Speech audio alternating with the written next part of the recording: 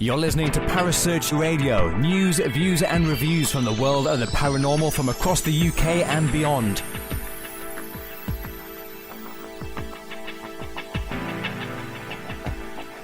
Find us on Facebook, Twitter and the World Wide Web. Parasearch UK Radio.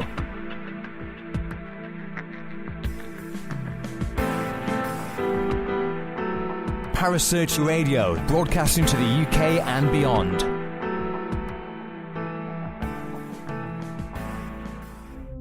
The views and opinions expressed by presenters and guests are their own and do not necessarily reflect the official policy or position of Parasearch Radio or its affiliates and sponsors. Listener discretion is advised.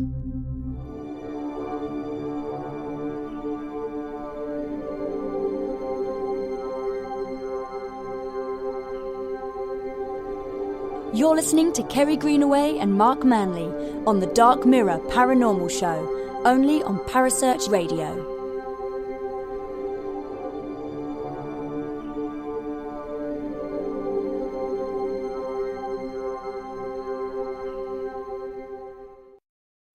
Good evening and welcome to the Dark Mirror Paranormal Show. My name is Kerry Greenaway and as always I'm joined in the studio by my lovely Mark Manley. Good evening, Mark.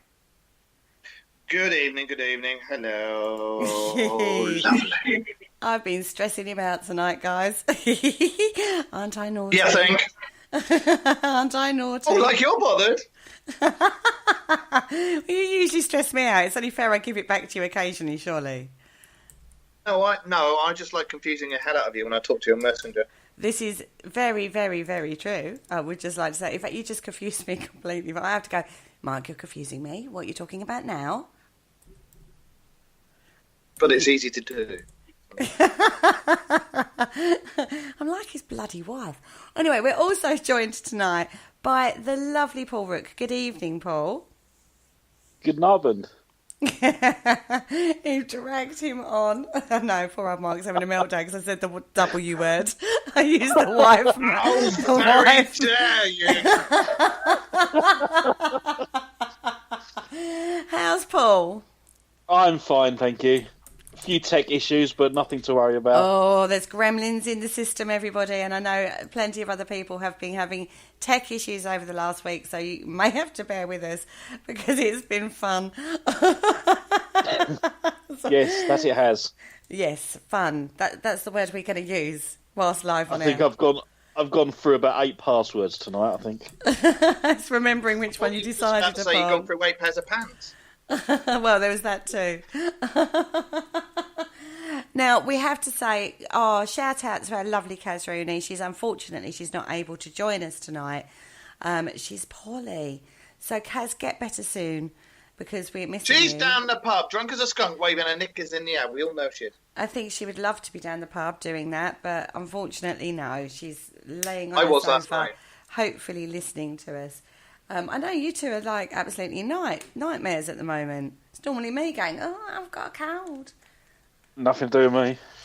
I'm not ill. Anyway, we are talking about the myths and legends of Ireland. We had GSI on last week. If you missed it, you can catch that up on podcast or on YouTube. And nice little plug there. Did you see that? Nice and smooth. I did, yes. It led us down a road of talking about myths and legends of Ireland. So we thought we'd do a little show on it with our usual lovely little take on it. And we're attempting to get banned from Ireland for pronunciation this week. We're going around the world, Mark. That's what we're doing. We're going around the world and being banned from travelling. Yes, definitely. But, I'm still hoping that we are not going to be banned from America. I don't think we could be. I think there's a lot worse than us over there. So, anyway. Obviously not including our lovely I'm Jay. saying nothing. But we have got the likes of Jay and all those lot, and they're okay. Just hastily add that in there. There are some TV shows that are a bit, really. So, yeah. Wow, we won't even talk about TV shows. Anyway, let's talk about Ireland's myths and legends. Now, there's one that I wanted to talk about to kick us off with. Back in the day, oh God, I can't even find my research on this. Oh, it's going well. It's going so well. So already. well prepared, this show. We're so well prepared tonight. Honestly, it's an absolute nightmare. Right, we're starting at the beginning. Let's just start at the beginning, for God's sakes. Way back in the day, I don't know if you guys remember a novel called Dracula. I want to bite you on the back. Yeah, One I've seen the film. That's the one. Now, this obviously was a vampire legend that was to do with Romania. So what has this got to do with Ireland, you ask? I hear you cry. I hear you cry out there in listener land. Now, in Ireland... He said, what's it got to do with Ireland? Bloody hell. In Ireland, there is a myth or a legend about something called an abhatak or an avatak. Attack. That's the one. See, that's why you're here. It's also Dead Jew. That's the one. Now, this is a creature. This is a creature that is supposed to drink blood, and the Irish name for this, which is the Dead Jew. Dead Jew. Oh.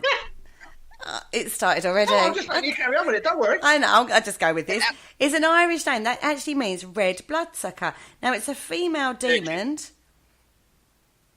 What? Actually, there's a very big difference between the Abatak and the Derg Jew. The Derg Jew is a woman who was scorned, basically, and she's human. But the Abatak is a dwarf. Well, either or, but they both bloodsuck. Yeah, but there's a lot of different... The second one gets it from your knee. The other one can reach your neck.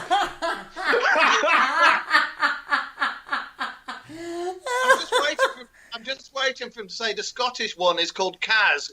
Fight your knees. But we won't go into that. Oh dear. Yeah. One or the other. Oh my God. She's listening to us going, yeah, Jesus, I'm going to fucking kill him.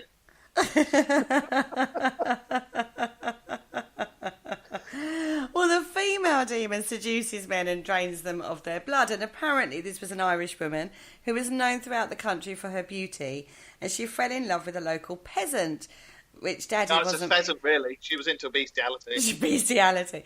It wasn't acceptable to Daddy.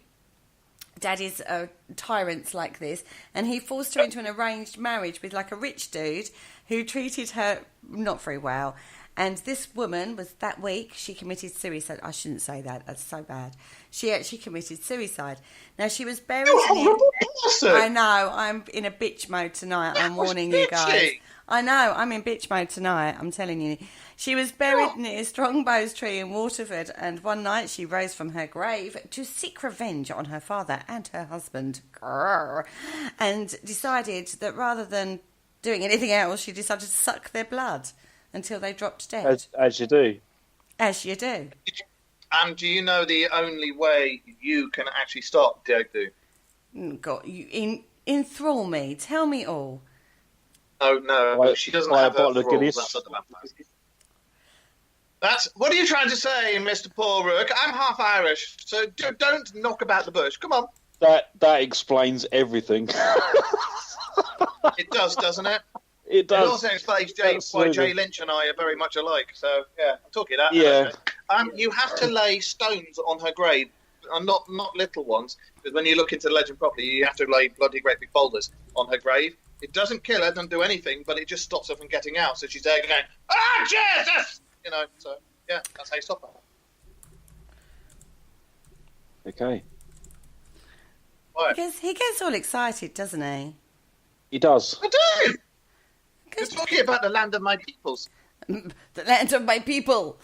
Look, Look, I've got a whole county. I've got a whole county named after me. I think I have the old Irish in me somewhere. I had a dirty thought then. Oh my God! What have you invited me to tonight? Hang on, hold up. I want to go into. You've got a whole county named after you. So what? Boss shelters in Essex? No, in Ireland, County Kerry. It's me. It's mine. I own that. I'm taking the Mickey. I know You you live in are. Essex. No, I'm aware Talking of of that. that, I've got a very quick joke for you. It is across the watershed. How do you know when an Essex girl has had an orgasm? No, she drops her bag of chips. Tumbleweed. Hey! No, No. We're doing Irish myths and legends, not Essex ones, all right? So you put That's stones. next week. Yeah, we're going to do that next week. God help us. No, we're not. We're not. So, that is, the Irish version of the vampire. Now, once a year, she rises with her beauty. Of course, there's always beauty involved in this, isn't there? Good old women and their beauty. And lures men to their deaths. How lovely. And you've also got the other one, the Abatak, who is a dwarf vampire. Do you know what? The mind boggles as to where it's going to bite you. It really does. Anyway, the only way to get rid of him is to kill him and bury him upside down, and then he can't rise from his grave. Oh, upside down. An upside down dwarf that bites you at the knees or elsewhere. Yeah. Poor fella. Yeah. Well, I found a little legend about this guy. Where this I like allegedly that. came from. You found a little legend. A little legend about this guy. Man. Now, he was a very jealous man and suspected his wife was having an affair, so he decided to spy on her as he does. Now, this little man climbed out of the window of his castle one night. This is like Game of Thrones all over. Is that why he's so little? Because he fell from the window. Well, he fell from the window, slipped and fell to his death. Now, his body was discovered in the morning, and his people were quite happy that this had happened, so they buried him standing upright because he was like, I just got visions of a pair of tiny legs sticking out the ground going, "Oh, Jesus, back in there, help me!" Well, the very next day, Abatak appeared demanding bowls of people's blood fresh from cuts on their wrist. Now, the clan people at the time apparently did this, and then they contacted the neighbouring chieftain, Cathan, or some say Cathran, and begged him to deliver them. No, Cathran. That's the neighbouring chieftain, Mr. Cathran, to deliver them from this horrible thing, Abatak. Anyway, he agreed, so he slew him, buried him again, standing up, but kept coming back the next day. He chopped off his head, buried him. Next day, he's back demanding blood. So what they did was they had to go to the local saint, which was Oghan. Eoghan. Oghan? Egan? Yeah. I think so. Egan. Now, he listened to this tale and thought about it quite a bit. He did a lot of praying about the situation. And then he said, well, being as he was already dead, he could not be killed. So the only way to stop him was to pierce his heart with a sword made from a yew tree and then put him in the ground upside down, cover him with ash branches and thorns, and then put a heavy stone slab over the grave. Also, triple whammy. So you're really making sure that bugger's not coming back, isn't it? Oh, hell yeah. Did it work? Well, apparently it did. Awesome. Now, but my God, hang on just 1 second. James Steele, he's just told everybody how he died. He fell from the medieval cat flap. Oh, dear. Now, to this day, this Abatak lies beneath his slabstone. Now, this place is called, oh God, Leached Abatak, and is anglicised as Slaughterbatak. Slaughterbatak. Oh, that's such a name, isn't it? Slaughterbatak. Jesus, where do you live? Take it, I live in Slaughterbatak.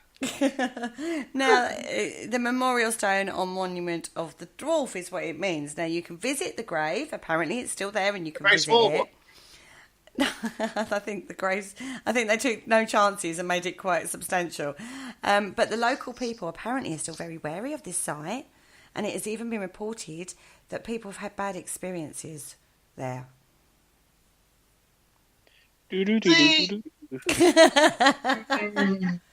I always think that where there's a legend of something like that, you are going to get some I'm not going to be rude at all. I'm going to say you're going to get some. I'm not going to say gullible or anything like that. Suggestible. You're going to. Yes, yeah. People who are open to suggestion, they're very suggestive.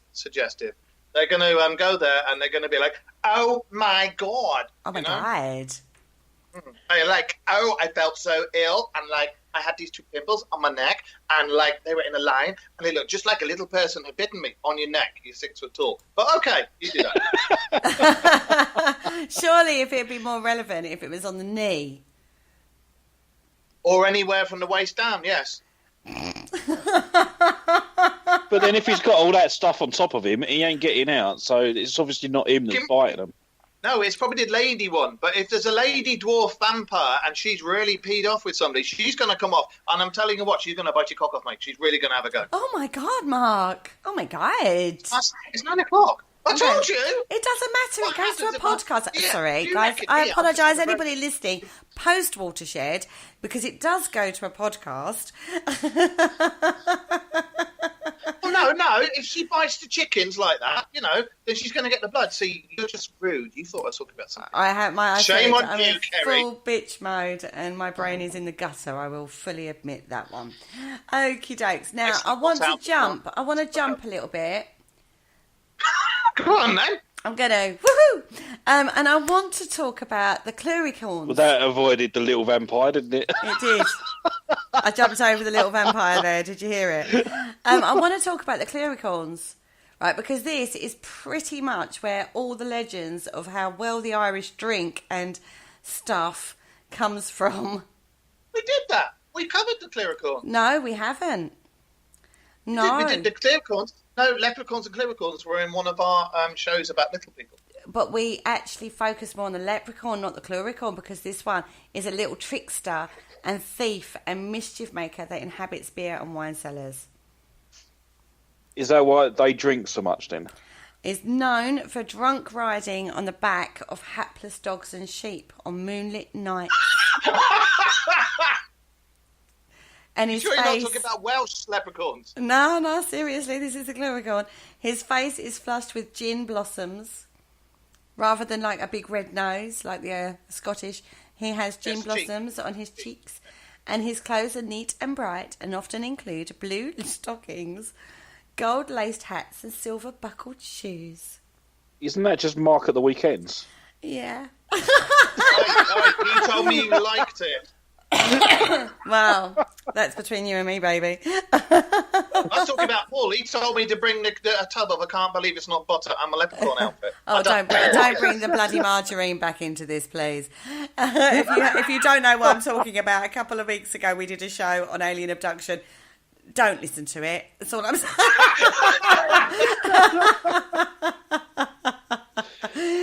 If you listen to me, don't go and listen to that show. If you listen to Jay and Mark, go and listen to it. Now, if Jay Lynch likes it, I know Jay Lynch likes it. don't you, Jay? And the show. If a Cluricorn takes up residence in your wine cellar, other than getting quite drunk and yeah, and he's going to drink you dry, basically, he will actually keep it safe what a female vampire does. And prevent your casks from leaking. Well, a leaky cask is not a very nice thing to behold. So, yeah, that's quite good. Now, if you upset him, it's going to sour your wine, so you don't ever upset him.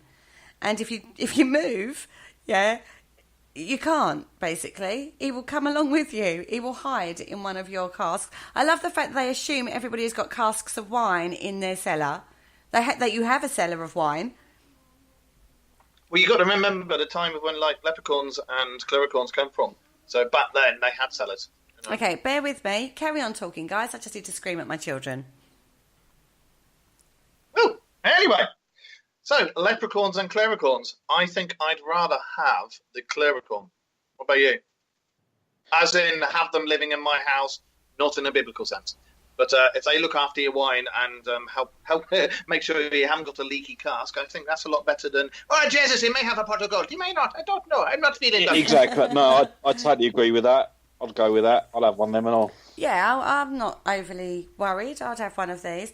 But if you manage to drive a Cluricorn away, why would you do that? in the hopes of being replaced by a more agreeable one. Yeah?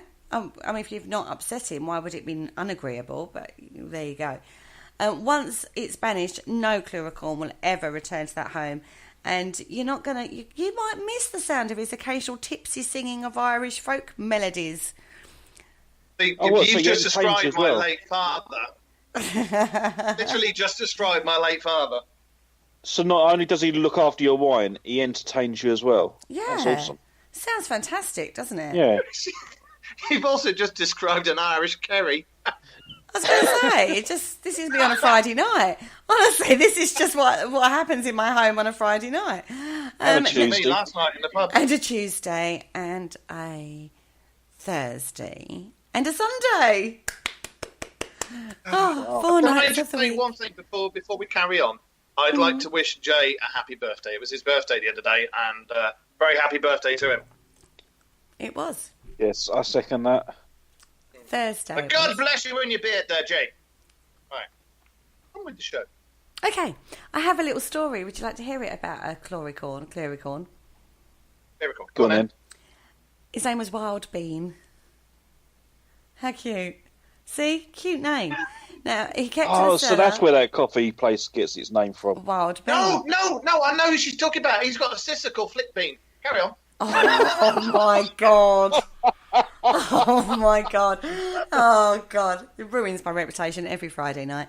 Who kept the cellar? If one of the servants through negligence left the beer barrel running, he wedged himself into the cock and stopped it till someone came to turn it. Now his dinner, you had to leave him a little offering. His dinner used to be left in the cellar, and the cook, having one Friday left him nothing but part of a herring and some cold potatoes, was at midnight dragged out of her bed and down the cellar stairs, and so much bruised that she kept for her bed for 3 weeks. Now, in order to get rid of him, Mr. Harris, who owned the house, resolved to remove, being told that if he went to a running stream, the Cluricorn could not follow him. Now, the last cart, filled with empty barrels, was just moving off when, from the bunghole of one of them, Wild Bean cried out, "Here, master, here we go, all together." "What," said Mr. Harris, "dost thou go also?" "Yes, to be sure, master." I'm not even going to attempt an Irish accent here. "Here we go, all together." To be sure, dear master. To be sure, to be sure. "In that case, friend," replied Mr. Harris, "let the carts be uploaded. We are just as well we are here." And it added that Mr. Harris died soon after, but that the Cluricorn still haunts the Harris family. So that was based on an apparent true story. Alleged true story. I love that. It's an alleged true story. Oh. Yeah, we are quite wild today. Jamie. Oh, behave. Oh, the weird thing is every time we've done a show on the Irish and mythologies and this, that, and the other, it's like I said, and I find it depends whether it's north or south. In in regards to belief of little people, it's a lot more belief in the south, as far as I know.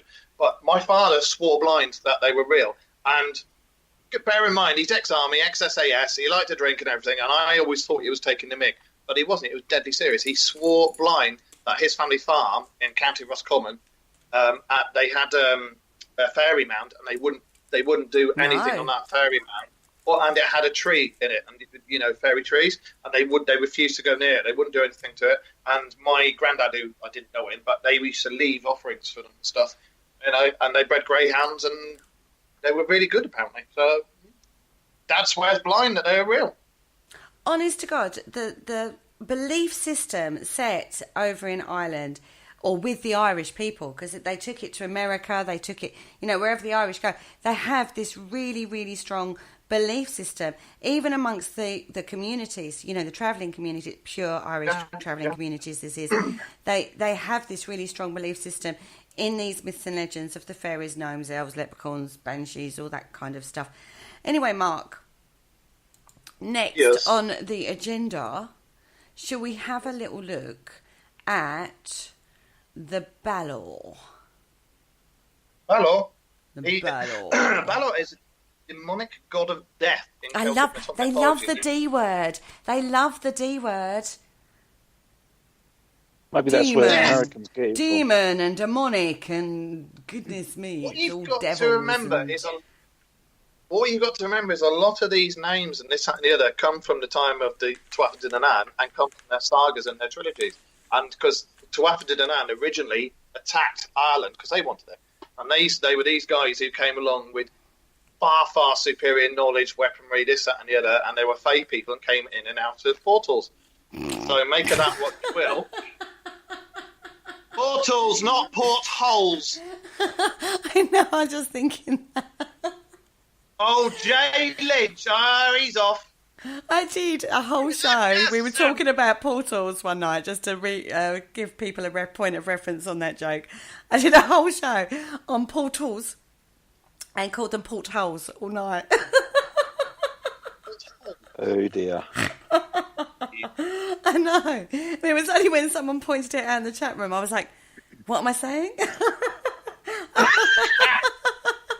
I was trying to be really serious then and lay down some really interesting stuff and tie it in, and then no, it's gone. Sorry. Yeah, but those guys had lightsabers. Those guys had lightsabers even. Lightsabers had lightsabers. They did. We did a show on the Tuatha De Danann. We have already done a show on the Tuatha De Danann. It is in the archives.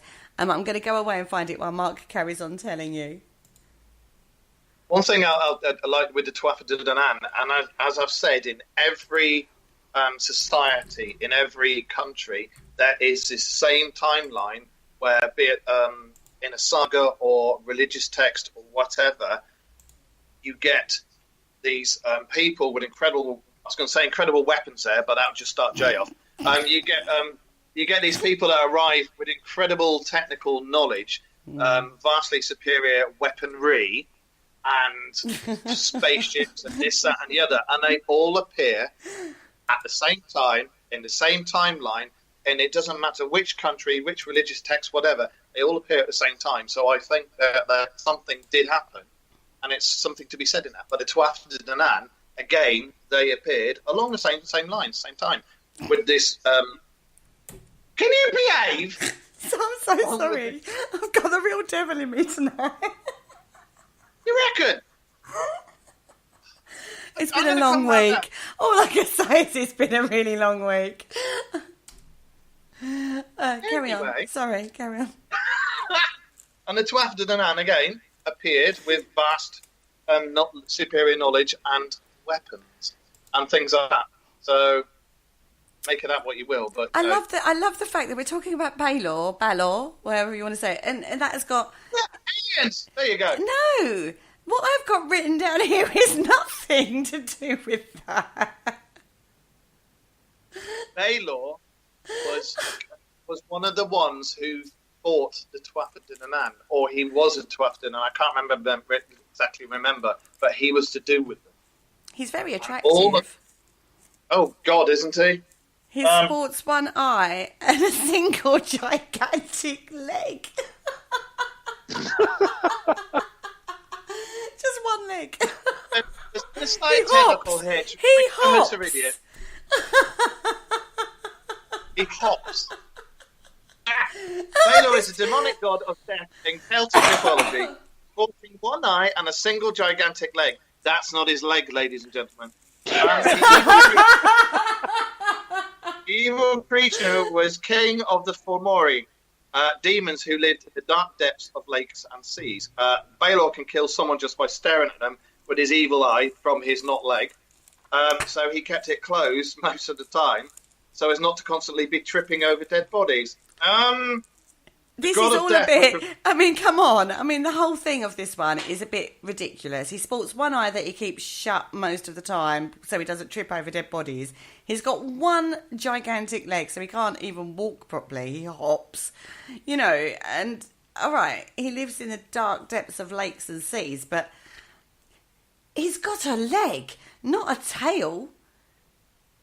So you're talking about basically... a 10-foot tall leg with an eye on the top of it. It's like a Cyclops mermaid. Lives in Mordor. He lives in Mordor. Yeah. I was just thinking that. Now, this guy, Balor, was actually killed by his son, Lug. Why would you name your son Lug? Who shot him with a slingshot. I'm thinking David and Goliath. I'm thinking gigantic cyclopic mermaid. I'm seeing... Oh my God, my brain is off in all different directions with this particular geezer. I'd say, with all this going on, no wonder the Irish drink. I have to say, I can understand it. I mean, who come up with that one? Ladies and gentlemen, listening in, what you can't see is I'm on camera and I am looking at the camera with the most you get look you can see. And I can see it as well. You know, yeah, we can see each other and it's like, there you go, Paul. There you go. Anyway. Oh my God. Anyway, let's move in. I was going to say, moving swiftly on. The Dullahan. I can say that word. Oh, that is a fascinating one, the Dullahan, because the Dullahan is used in a lot of games, in the Final Fantasy games and stuff. And if you look into the legends, he is described in a couple of different ways. They're both of them headless, but one of them says like they've got the head sort of down between the shoulder blades where the chest would be, and like the chest is one piece with a mouth and two eyes. But the Irish version, the Dullahan, is a name that basically translates to dark man. Often put...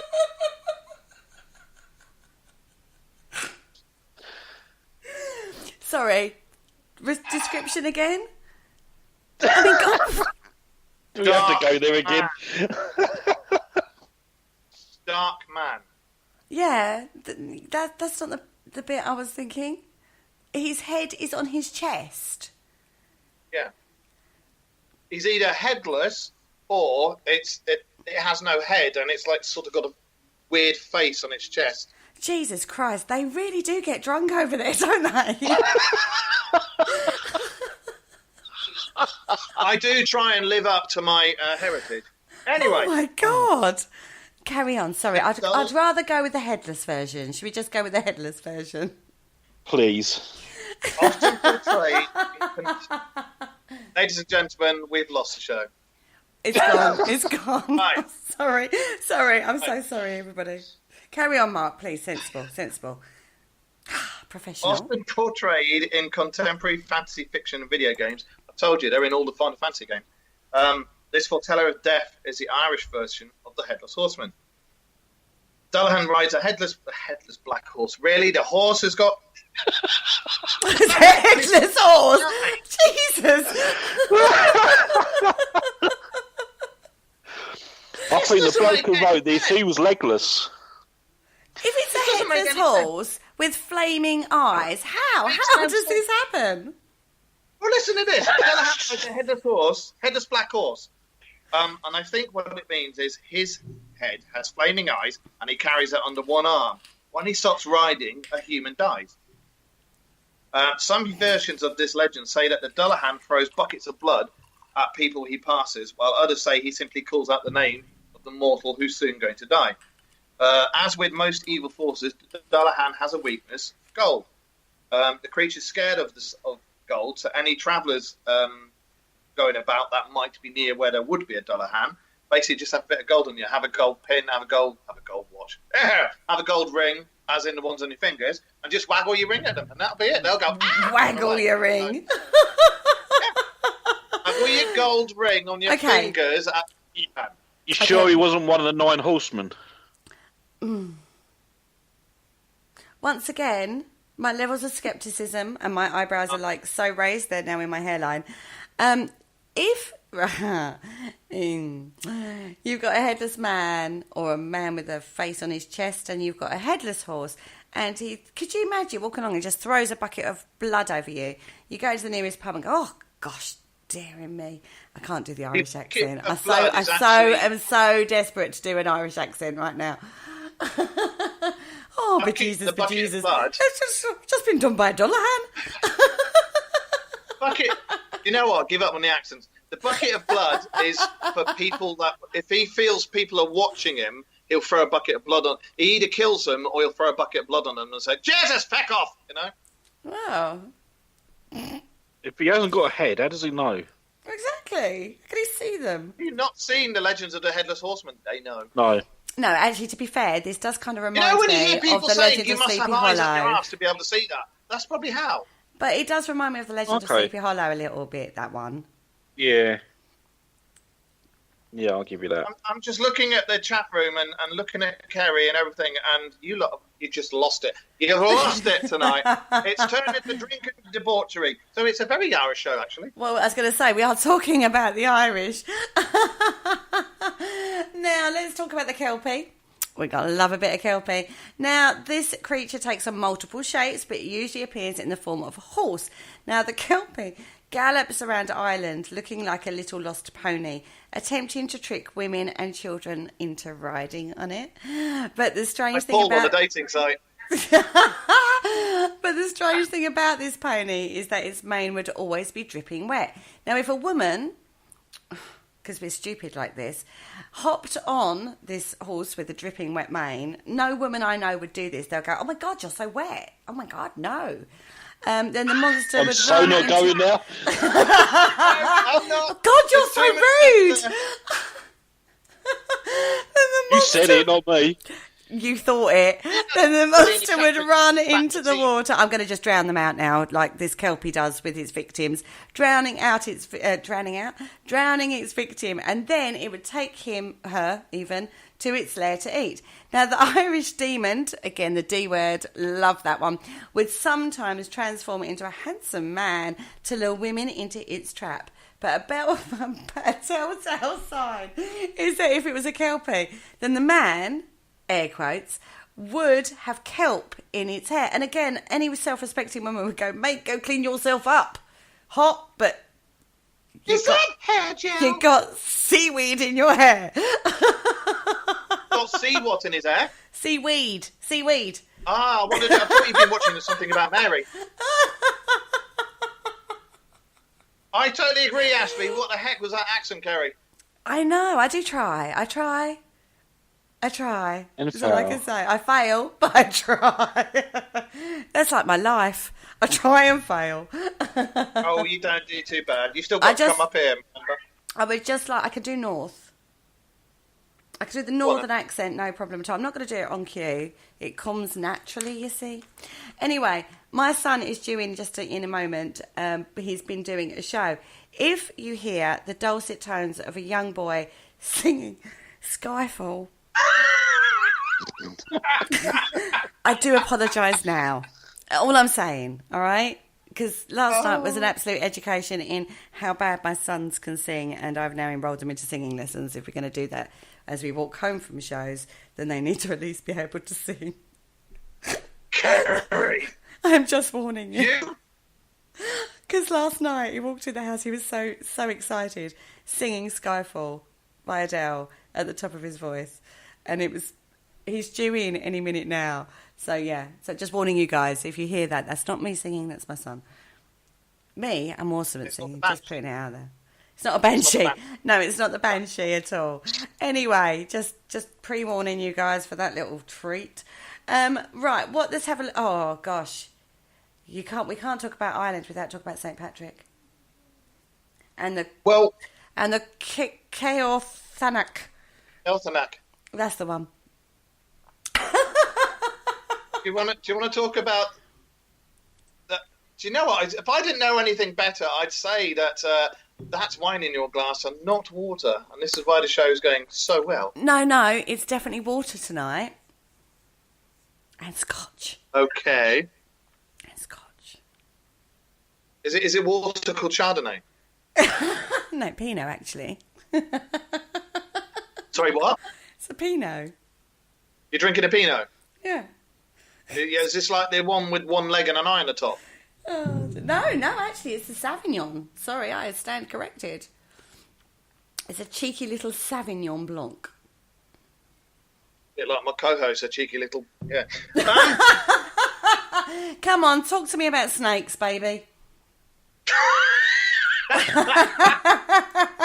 you put it so nicely. The Ceolthanach. Kerry, just shut up. Just zip it. I'll sit back and let you talk for a change. The Ceolthanach, tonight. Thought by some to be the devil's mother, you don't know my ex-mother-in-law, is a demon that was fought off or beaten off by St. Patrick when he banished the snakes out of Ireland.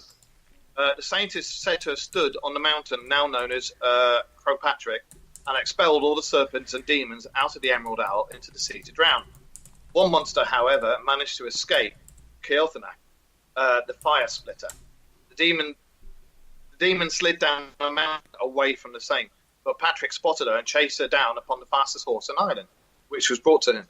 The pursuit was a long one, and Keothanak knew St. Patrick would need water to quench his thirst along the way. So she spit fire as she fled and poisoned every well she passed. Though the saint was desperately thirsty, he refused to drink from the poisoned wells and prayed for guidance.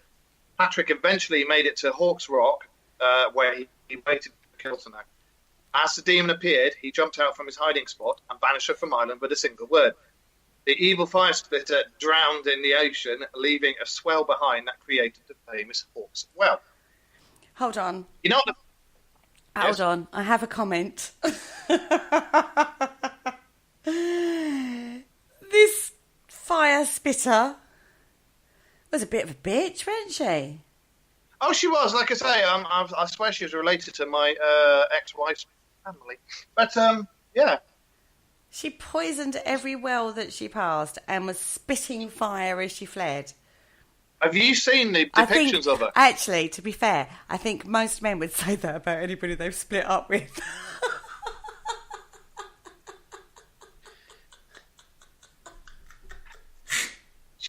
Look, she's gone. Ladies and gentlemen, she's gone.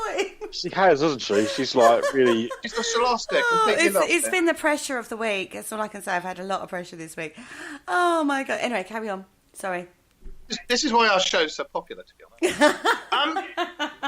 If you look at the depictions of her, she's bloody horrible. Well, she ain't going to there's be all sorts of attractive if she spits fire and poisons every well that she passes, is she? She's not going to be, like, very pretty.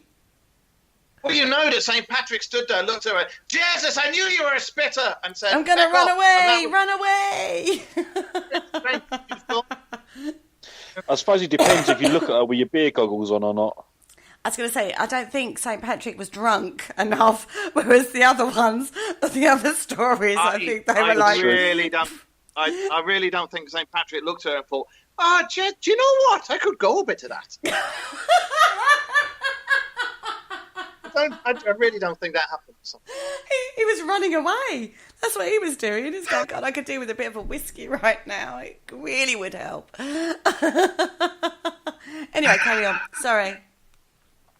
Oh, dear, oh dear. I was going to actually talk about the slur. The what? That's what Slur. I do. That's what I tend to do after about 10:30 on a Friday night. The slur. Slur, yes. That's slua. Slua. S-L-U-A-G-H. They're not really so much demons, but they're sort of scary creatures that hunt down souls. So a bit like what are those ones that come around knocking on your door trying to tell you about while on the Watchtower? Jehovah's Witnesses? That's it, a bit like that. No disrespect to any Jehovah's Witnesses out there, just like to add that into the show. It was a purely comical joke. No offence intended. It was. Just stop knocking on my They wouldn't be listening because they don't believe in the paranormal. Oh, yes, it's very true. Just in case. Don't want to be sued by anybody. Well, that's just my personal opinion.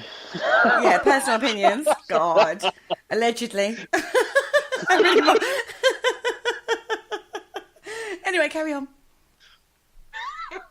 Any complaints sent to Kerry Greenaway? No. Any complaints sent to the co-owner of the station, Mr. Paul Rook. Oh, no, actually, Paul, even better, Mr. Andy Mercer. Sent to Father Christmas, North Pole. North Pole. Anyway, let's go back to the slur. Sorry, slaw. Anyway, as I was trying to say, according to Irish folklore, the slaw are dead sinners that come back as malicious spirits. These spirits come from the west, flying in groups like flocks of birds, and try to enter a house where someone is dying to take away that person's soul. Some Irish families would keep their west-facing windows shut at all times to keep the slur out of their homes. Some say the slur is the Irish version of the Wild Hunt, and that's something I actually want to do a show about one day as well. What, the Wild Hunt? Yeah, not wild hump. No, wild hunt. A European folk tale about ghostly hounds or Nothing spirits wrong with a travelling wild around hump. the pack. Foretelling of death and disaster. No, you're quite right. There isn't anything wrong in that, but yeah. Oh, wow. Yes, I actually agree. The wild hunt is a fascinating topic to cover. We're actually only 4 sheets into our research on this, and we're running out of time. Oh, my goodness. This is a 2-parter, definitely. You could do 6 parts, I think. I was going to say. She's already 3 parts gone. No, I'm not. Believe it or not, I'm actually quite sober. I'm taking the mic. I know you was.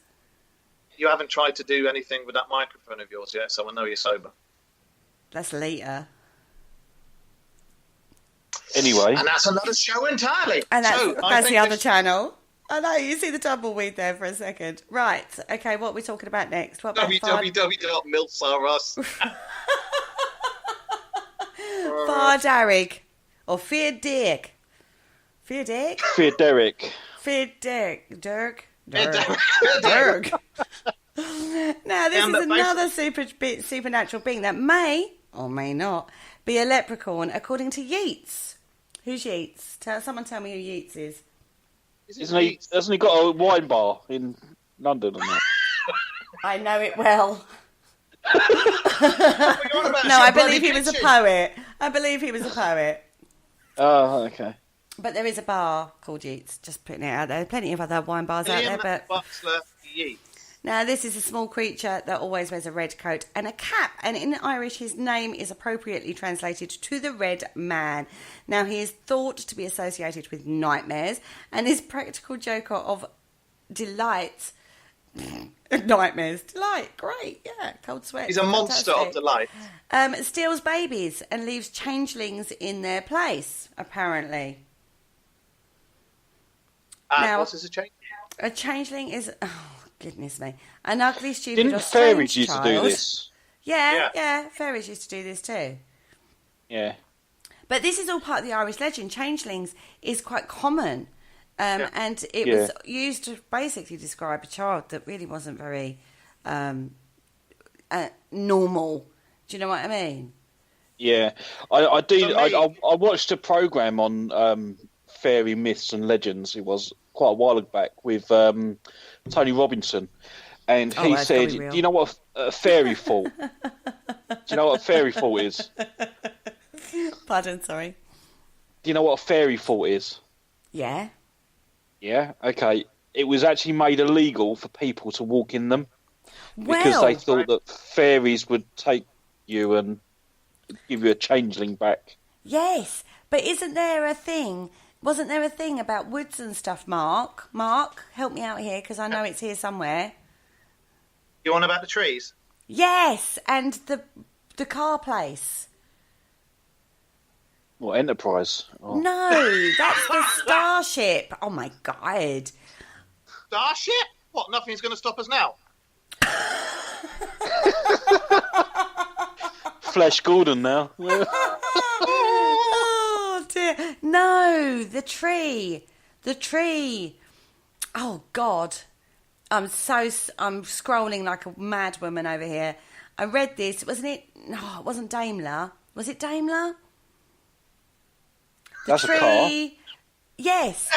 No, in Irish mythology, there's a tree. Is it the ash tree or the rowan? And farmers fairy trees. Pardon? You want about fairy trees? Yes, it's the same sort of thing. Right.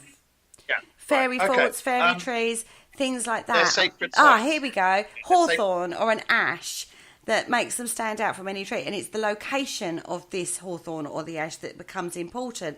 Now, if you see it by the side of the road or in a field, that is sort of like an indicator that it's a fairy tree. And there's other things like fairy forts, like mounds and fairy rings. You know, you see fairy rings with the mushroom things and stuff like that. Well, these are really like people, the local people won't go near them. Now, there is a car place. I'm still scrolling. Oh God! Well, you saying about the mushrooms? I thought they were Smurfs. The DeLorean. Oh, DeLorean. Yeah, that's the Irish custom. Yeah. Now, they chopped down a fairy tree in order to build their factory in Dunmurry on the outskirts of Belfast. And it didn't work, did it? And the locals all put it down to the fact that they chopped down the tree. Miss Slur's coming. Miss Slur's coming. I'm terribly sorry. My co-host appears to have gone Essex on us. She's gone native. I've gone native. The trees. Oh my God, I've gone Valley now.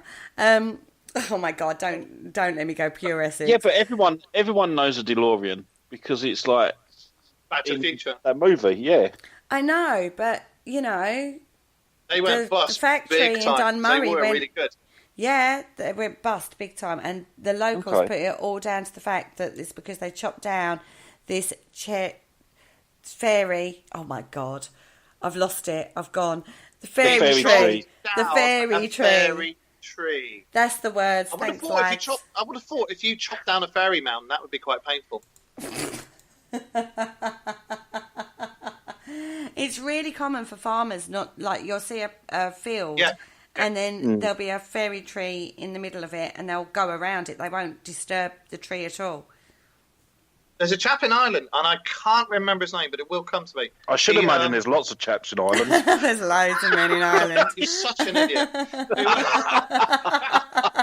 there was they were putting it in a motorway, and he campaigned that they had to avoid this one bit because it had a fairy mound and ring and a tree all in the same thing. And he campaigned with the Irish government, and they actually built it around. They did disturb it. They built a motorway around it.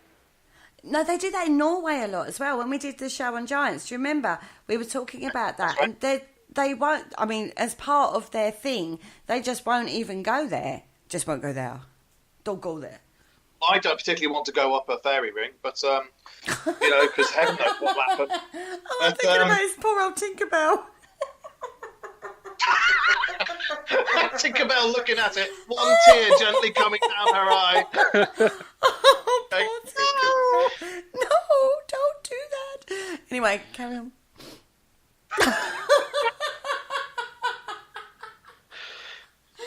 Oh, God, this show gets worse. Before I forget, there's another one, TVR. I actually know somebody who knew the person that owned and managed TVR, and they had a similar thing. There was a tree similar to a fairy tree, and they were told, don't cut the tree down, and don't level the hill that it's on, because, legend has it that little people or fairies and that live there, and they did it. They raised it and lowered it, raised the tree, raised the earthworks, and that was it. They went tits up. So, and that was all to do with that. Yeah. Now, we all know... I do. We all know. Yes. I love a wood in the middle of the night. We know you love a bit of wood. Yeah. She does, so actually. I do love a wood in the middle of the night. Now, let's talk about the haunted woods of Chuamagranay. Hang on, I'm scrolling. Let me just get... Honestly, we've done so much research, we can't find where we are in the research. Oh, I do love to jump around. This is definitely a two-parter because there was so much. I mean, I left out a lot of stuff when I was looking at it. I know. Trust me. Twangranny. Or Twangraney. That we're wherever. Twangraney Woods. Now, there is a certain wooden hollow, and the residents of Chuamagranay. Chuamagranay. Chuamagranay. Say Chuamagranay. Chuamagranay. Yeah, there you go. Did I go Scottish? I think I went Scottish you there. You did. I thought we had Kaz in there for a minute. I thought that was a Scouse accent, to be fair. It might have been. It could have been. Who knows? Anyway. Now, this particular place... now, this story is of a young man who was either very stupid and very sceptical and decided to go for a walk in these particular woods. Now, as he wandered in amongst the trees, a strange sensation came over him. Oh, God. Kerry, keep it clean. A mixture of feeling of fear and immense sadness. However, he found a stout stick and thought he would carry on. And said, oh, men are so stupid at times. Now, unable to rid himself of this feeling, he doesn't turn back like you would. Like a girl would go, I'm not feeling too good. I think I'm going to just turn back or go a different route. He carried on and he noticed that the trees seemed thicker and he couldn't find the path home. Oh, bless him. Anyway, his imagination started to run wild with images. Oh dear, like somebody else I know, yeah. Of pagan times and bloody sacrifices and rituals. Stopping, he decided, he stopped even. He just stopped at that point. I thought, well, this is not normal. Stopped abruptly, didn't he? Yes. He stopped. I thought, this isn't normal. Shouldn't be feeling this right at this moment. And why am I thinking these thoughts? And I love this. An omnipotent silence surrounded him. I like that, especially with the echo and everything, where you leaned in closer to the mic. Say that one more time. Omnipotent silence surrounded him. Right, I need to go upstairs for 5 minutes. I've just ruined the mood. Gone was the beautiful autumn day. Not a ray of sunshine could break through the suffocating trees, nor could he hear the birds singing to one another. It gets so dramatic, this story. Anyway, he caught a movement in the bushes and he saw a huge black dog. I wonder where we've heard that story before.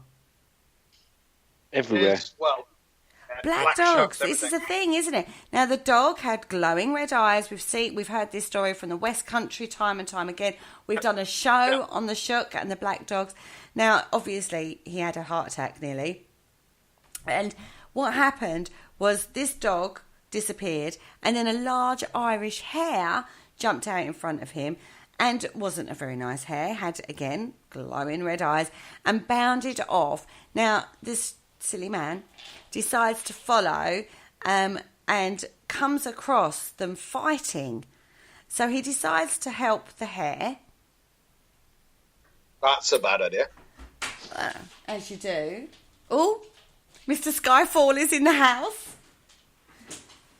Does he do autographs? Are you going to sing for me? Yeah. Go on, have a little sing. You still lying. No, I'm just talking to the lads now. Sure. Do you actually want me to? Yeah, go on. Okay. They really want to hear you sing. Okay. Go on, up to your room, babes. Even the dog said hello then, did you hear it? Oh, yeah, she went nuts. Oh, he's doing it. Hold your breath and count. 3. Feel Go on, off you go. this We're still live. He's singing in Cornish. I know, it's such a love. I love my son so much. I left my blazer at school with my keys in. Don't worry about it. Off you go. I got it now, but... He broke into the house. Always good. I'm teaching them life skills, clearly. Oh, my God. This is definitely going to be a two-parter. I think so. We are running out of time really a lot now, but at least you had a little rendition of Skyfall for you all to listen to. Now, anyway, he ran after the hare, came across them fighting, decided to help, yeah, and then what happened? You tell me. Well, He died.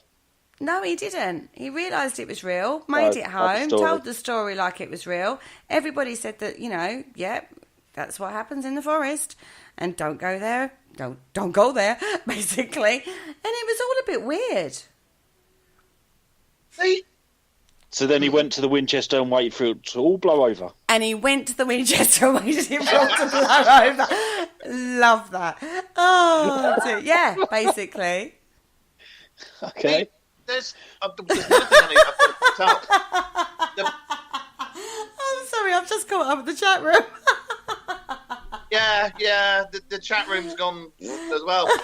The black hair and the black dog, that is in pretty much most European folklore.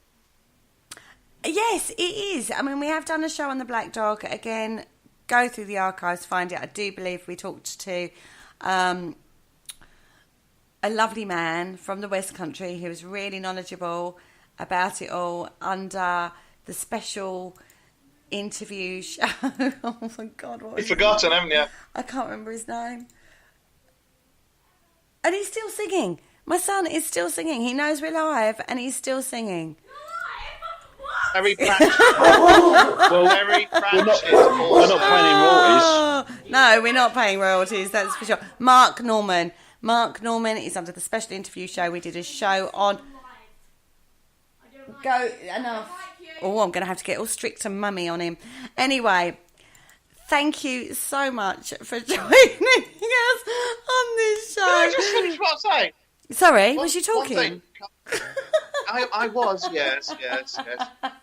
Terry Pratchett did a book, and in it he had the hare, and he had a necklace about the hare, and it was all to do with the spring rites and it being the god of the spring and everything like that. So that was quite cool. And fire was involved as well. We haven't. We literally did the Finn McCall last week, but there's a lot more to Finn McCall, isn't there? A different story. There's another story of Finn McCall. So I think this has to be a two-parter. Oh, well, maybe. But next week is actually the Chinese New Year, and we enter the year of the dog. So next week we are actually going to be talking about the Chinese zodiac. That's fine. And then the week after, we are planning to talk about Native American myths and legends. Oh, dear. I'm sure we'll do it justice, the same as we have the poor old Irish myths and legends that we've done this week. I think I might have to delete this show. Anyway. There will be a part 2. There will be a part 2. Listen out for that one. But next week we are going to be talking about the year of the dog, what that means, who that affects, and all of that sort of stuff. So get your wontons in, get your Chinese chow meins in, and sit down at 9 p.m. and have a little listen to the Dark Mirror Show with myself, Mark Manley, Kaz Rooney, and sometimes Mr. Paul Rook. Thank you so much for joining us in the chat room. It's been a wild one tonight. Thank you, Jamie. If you miss any of the shows going on throughout the week, they all go to podcast. Please tell your friends about us. Please invite them to the like pages on Facebook and Twitter. We're also on YouTube. Don't forget, go over and subscribe. Big changes are happening for Parasearch Radio. Keep your eyes open. We will be telling you all about those very, very soon. And on Sunday evening, please join me. We've got a very sensible show on Sunday. It's the Spirit Dimension. It's a lot more sensible on a Sunday. So you don't want me on that show then? It's my hangover show. So we go a lot more quieter and a lot more sensible. I've actually got Mr. Andy Horner in the studio. We're talking about mental health issues regarding men. Mental health issues after today's show. Mental health issues in regards to men and how you can deal with that in a spiritual way. It's a very serious topic. It's a very relevant topic in this day and age. Please join me 9 p.m. on the Spirit Dimension. And on that note, thank you so much, and we all bid you a very farewell. Good night, Mark. Thanks for listening, guys. Paul. I'm glad you kept up with us. Good night. Bye-bye. Guys, if you want to join the after party, let me know and I'll add you in. Take care and we'll see you next week. Good night. Bye-bye. Thank you for listening. Don't forget to join us for more shows throughout the week. Find us on Facebook, Twitter and the World Wide Web to keep up to date with all the shows right here on Parasearch Radio.